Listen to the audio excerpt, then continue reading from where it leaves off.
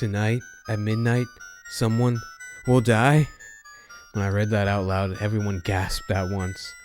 Several seconds later, Mr. Kobayashi said, "Is someone messing with us?"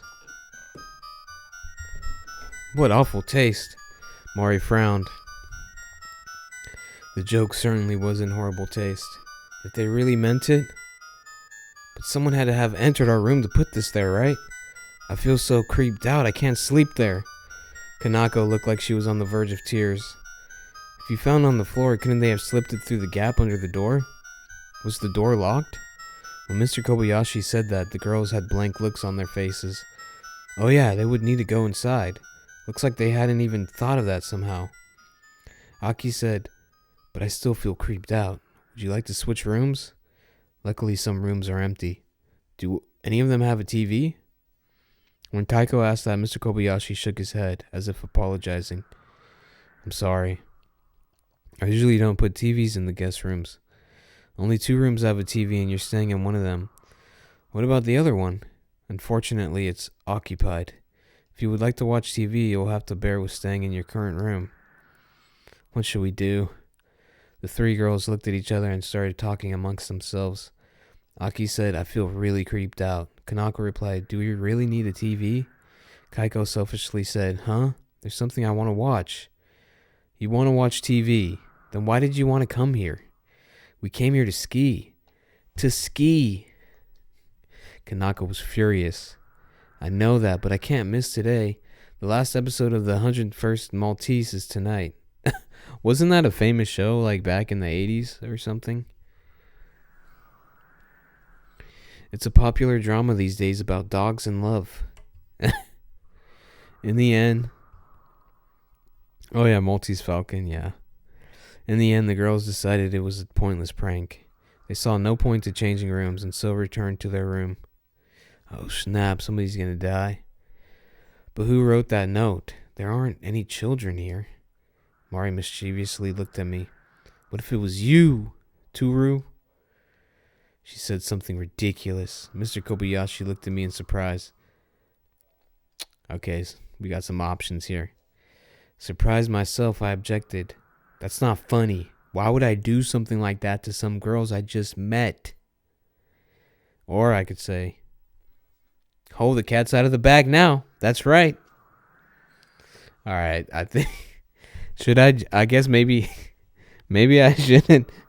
Is now the time for jokes? Is now really the time for jokes? I don't know if I should be making jokes like that right now. That seems a little distasteful. Right? I feel like I feel like that makes me more suspicious if I were to make a joke like that. But it's pretty funny to say that the cat's out of the bag.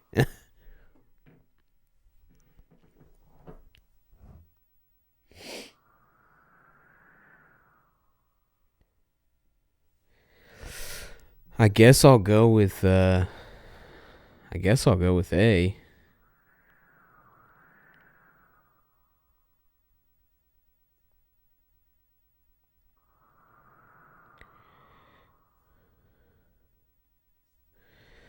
All right.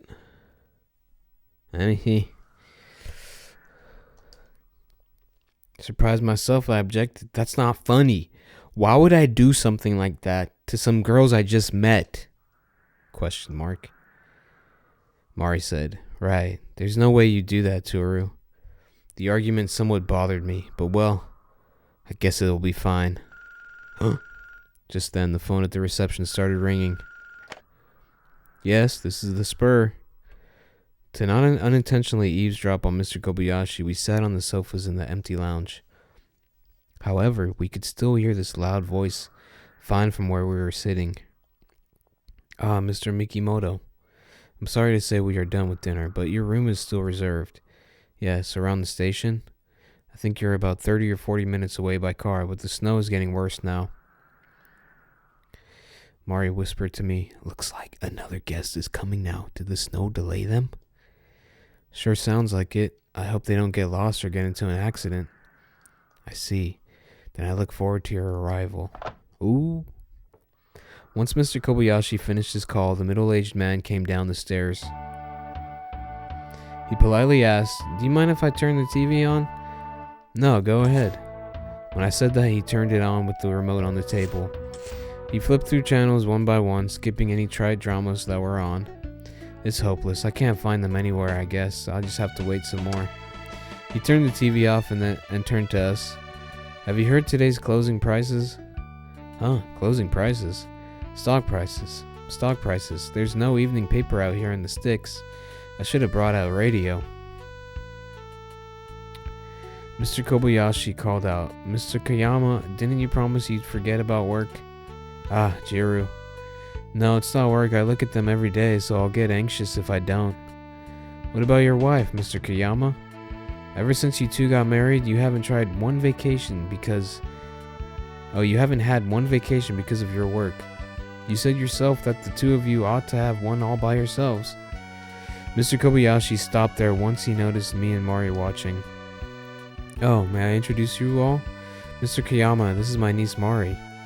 And Toru here may become my nephew-in-law." "Oh-hoo! Nephew-in-law? No way, Uncle Jiro. Don't decide that for me." "Dang. Please decide it for her soon." "Oh, man.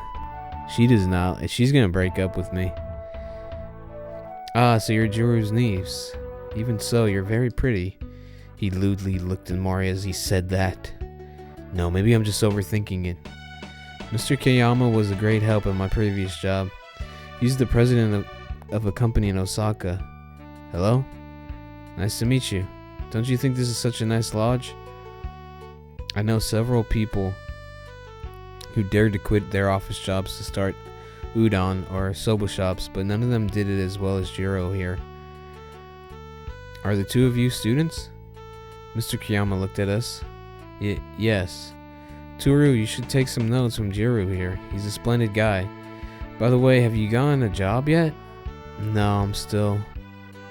"Not yet? How about you work for me? I'm fair and run my company as a meritocracy. Learning how to read over here. I'm fine with paying second-year workers more than 10th-year workers." He kept loudly talking on and on. "Yes, but on the flip side, I won't give raises to people who don't pull their weight. So won't you come work for me?" I couldn't tell how serious he was. "I'm still debating it," I replied inoffensively. "Yes, of course, please let me work for you," I put my heart into my reply. Alright. I mean, you can't turn down a job like that, looking at it from today's point of view. I chuckled to myself. My job search is over. But it looked like Mr. Kayama didn't hear me. "There's a lot of fuss about recessions these days. Those problems don't concern us, since in my meritocracy, I only hire people who give it their all. So what do you think?" Mari and Mr. Kobayashi were just grinning and staring at me. "Yes, please," I repeated myself once more. I knew it. I have to think about it a little more. I reconsidered that I shouldn't make such an important life decision so quickly. Alright. Oh, man. Like, I just met this guy. And I told him once, I'll happily take the job. And he ignored me. So that just shows what kind of boss he would be. I'd be saying important stuff and he would just ignore me. So I have to think about it a little more. I reconsidered that I shouldn't make such an important life decision so quickly. But as I thought, Mr. Kayama didn't hear me. Wow, again? After all, why is my company strong through recessions? It's because... Looked like he wasn't finished yet. That seemed like a story option that only unlocked because of certain things that were said. I think if I replayed it, that scene wouldn't pop up. "Excuse me, dear?" I heard a woman's quiet voice. When I turned around, that beautiful woman, Mrs. Kayama, was standing at the bottom of the stairs. "I hope Seichi isn't bothering you too much." Even from a distance, I sensed a mismatch between the Kayamas, but up close I realized she was even younger than I thought. She was about 35 or 36, which made her at least 10 years younger than him, even speaking conservatively. Mr. Kiyama introduced us. This is my wife, Haruko. This is Jiro's niece and her fiance. We were steadily... See, he didn't even remember that it's not even... That it's... Well, I guess they didn't make it clear. We were steadily building this up to an established fact. Mari looked like she'd given up the will to object. Pleased to meet you. Hello. Smiling sweetly, Mrs. Kiyama sat by her husband. Dinner tonight was delicious. Oh, please don't flatter me. Mr. Kobayashi looked fairly pleased as he said that. That's not flattery at all. It really was amazing. Hearing you say that is a true compliment. It felt awfully intimate in the room. I'm thirsty. Is there any beer around here? Irritated, Mr. Kiyama spoiled the mood. As if trying to rectify a mistake, Mr. Kobayashi asked us, Yes, will anyone else have a drink? Mari and I looked at each other and nodded. Yeah, just a little. Mari used her fingers to show up how much she wanted. I modestly said, just a little for me too. Wanting to show I could handle my liquor, I said, a whole case of it would be enough. Good.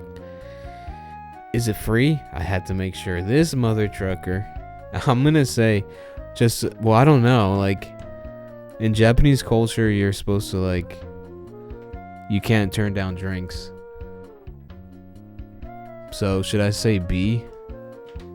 I really don't know.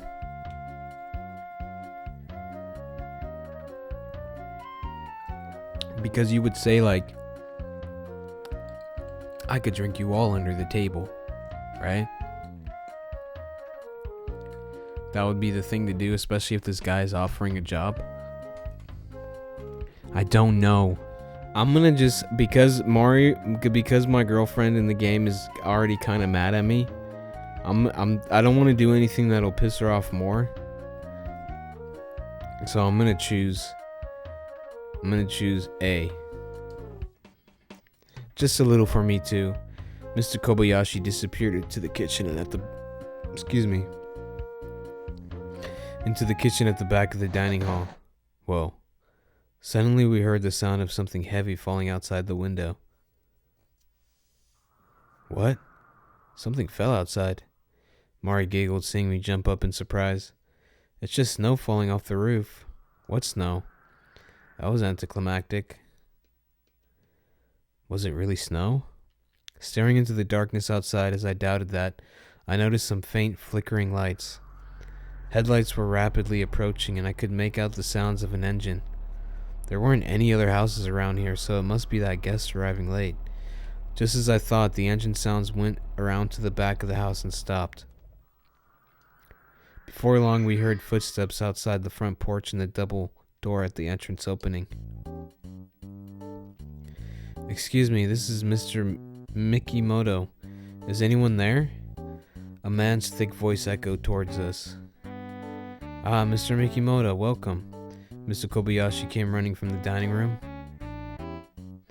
The tall man took off his shoes and stepped inside. Mr. Kobayashi hurriedly placed our drinks on the table and ran off to the reception.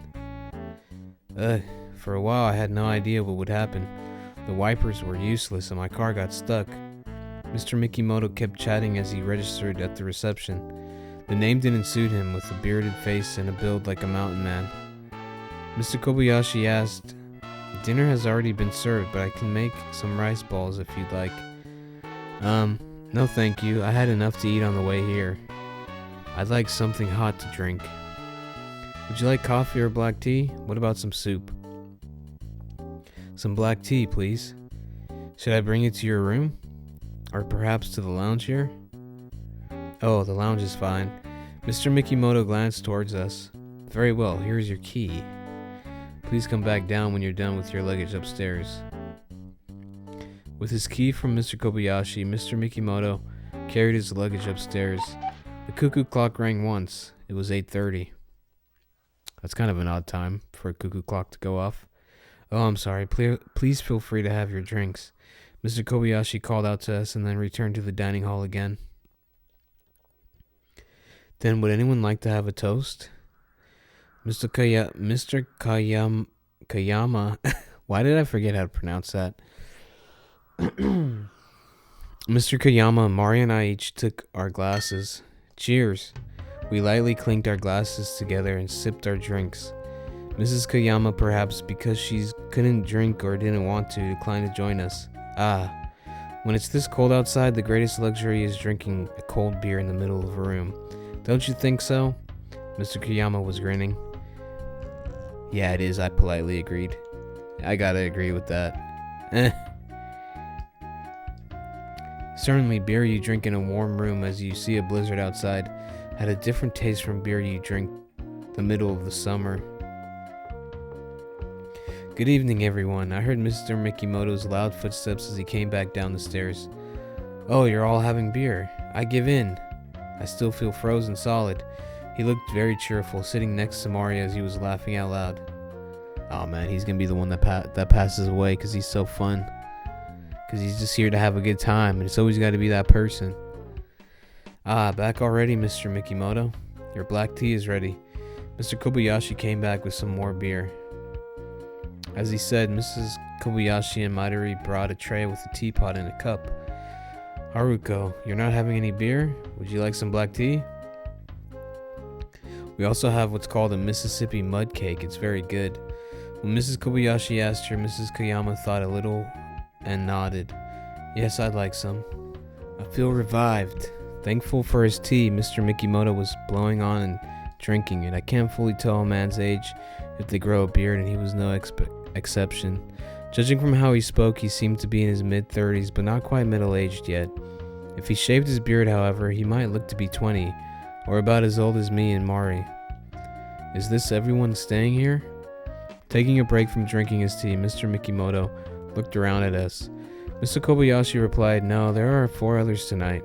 Oh, that's right. Midori, the 3 girls, may want some tea. Could you go ask them? Okay. With the pitter-patter of her slippers, Midori headed to the reception. Midori turned back to us and asked, what about that other man? The one who looked a little scary. Oop. Oh, she must mean the guy I thought looked like a Yakuza.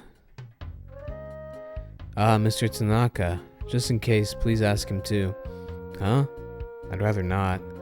It's fine if you don't want to. He doesn't look like the social type. Thank goodness.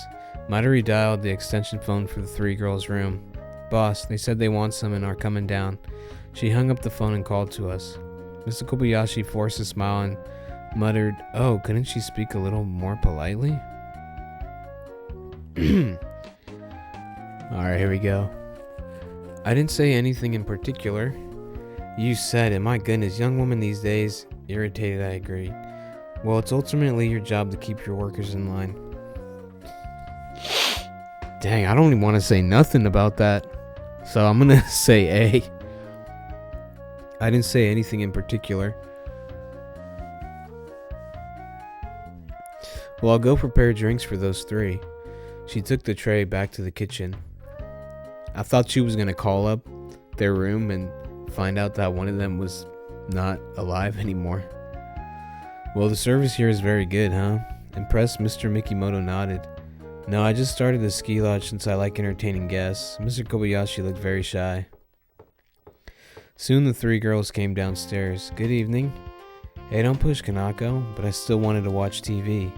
Just like that, it got noisy. Wow, something smells good. Excuse me, coming through. Kanako, I told you to stop pushing me. Since there were a lot more people now, Mari and I sat on the stairs. Even so, the sofas were completely packed. At about the same time, Mrs. Kobayashi came in with some black tea. I asked Toshio too, but it looks like he doesn't want any since he's watching TV. Thank you for the tea. The 3 girls said that together and brought it to their lips. The cuckoo clock rang out the time, and we looked at it all at once. 3, 4, 5, 6, 7, 8, 9. It was 9 p.m. When the clock stopped ringing, all we could hear was the wind fiercely blowing outside. Window frames shook enough that I thought the thick glass would shatter. Oh snap. Aki worriedly asked, There won't be an avalanche, will there? No, don't jinx us any further. I'm still creeped out from what Kanako was about to say something but covered her mouth in surprise. This was awkward. Mr. Mikimoto relaxedly asked, "What, did something happen?" I plan to follow up with, she's talking about the letter that somebody's going to die tonight. We were talking about being trapped here in the blizzard and starving to death. There were cockroaches in the soup. No, just that threatening note. Tonight someone will die. Oh. Okay, so I'm going to just say we're talking about being trapped in the blizzard. Oh, man. All these kind of are... I don't want to say there were cockroaches in the soup. But at the same time, we were talking about being trapped and starving to death. I guess that's true, though. We kind of were talking about that. And I guess since she didn't want to mention the note, I shouldn't say that. I shouldn't mention it, because that would just be rude. Especially since I don't really know them like that. So I'm just going to go with A. No way, that won't happen. Mr. Mikimoto laughed out loud. Without skipping a beat, Kanako asked him, "Excuse me, do you work here?" "Me? I'm just a guest." Looks like we managed to get off that grim subject. Mr. Mikimoto continued, "We haven't met since I was late for dinner. Let me introduce myself to all you young ladies." He put his cup down and spoke more seriously. "I'm Yusuke Mikimoto, a freelance photographer. I specialize in landscapes, but if any of you would like me to take nude photos..." What the... He went straight there. He did not wait at all to mention that to them.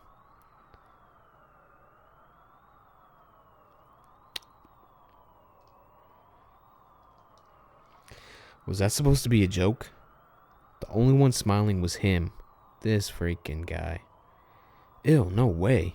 The three girls looked glad to refuse him. "No need to be embarrassed. You all may look beautiful now when you're young, but when you get older, you'll wish you had pictures of yourself from back then." Wow.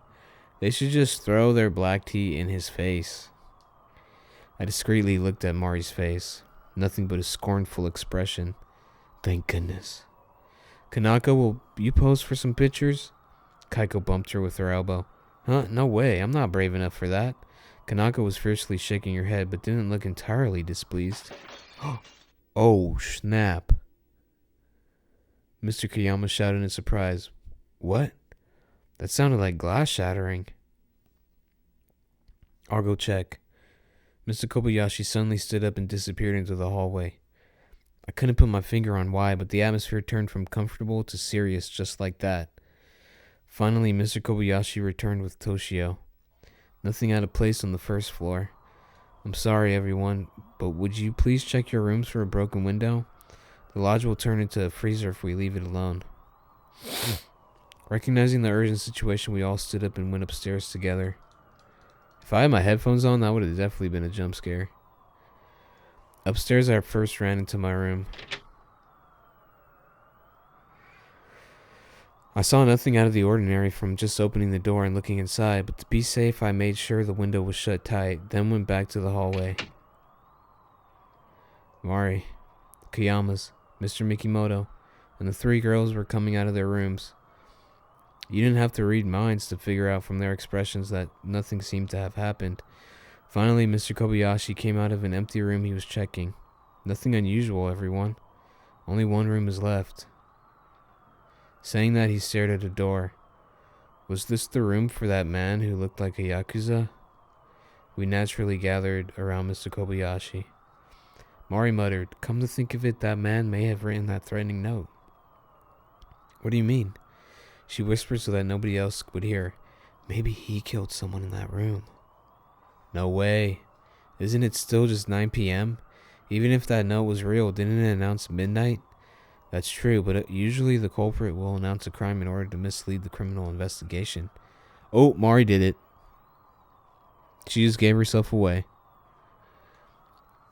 "Haven't you read any Japanese mysteries by Edogawa Rampo Toru?" That much was true. "Sir, Mr. Tanaka?" Mr. Kobayashi boldly approached the door and pounded on it. A while passed with no reply. Listening closely, we heard what sounded like something flapping in the wind. "Mr. Tanaka, Mr. Kobayashi kept pounding on the door, but as expected, no reply. I said, "I knew it. Looks like something happened in there." Nodding, Mr. Kobayashi grabbed the knob. No good, it's locked. Mr. Kobayashi hesitated for just a moment, but eventually inserted a key into the hole. It unlocked with a click. Just in case, Mr. Kobayashi said, "Excuse us." But right as the door opened, everyone knew that something was off about the room. A fiercely cold wind came blowing past us through the open door.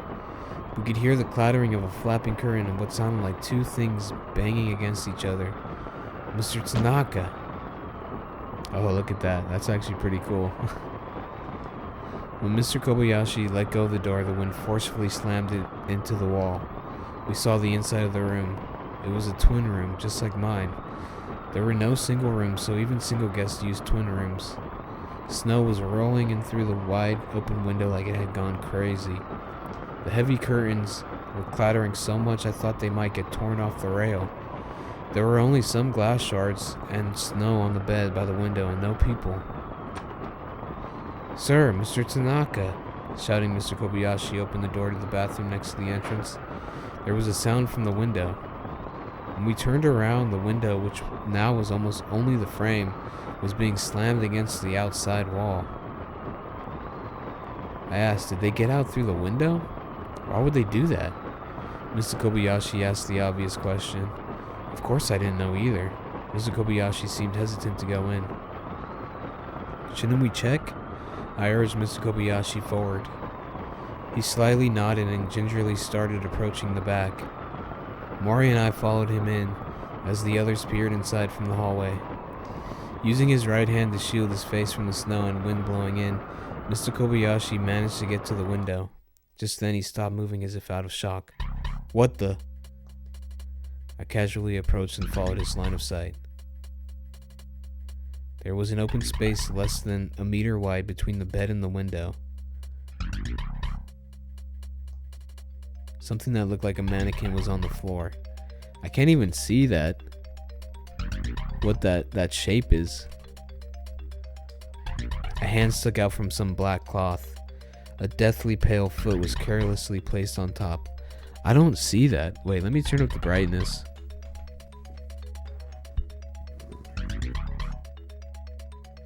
Like, I see, this looks like body. Is this arm? I don't really get what I'm looking at.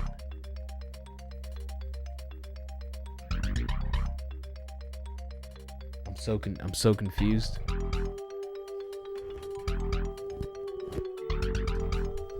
I don't know. I'd have to have somebody draw that out for me. Finally, there was a pair of sunglasses next to the bluish black face. I don't see any of that in that picture.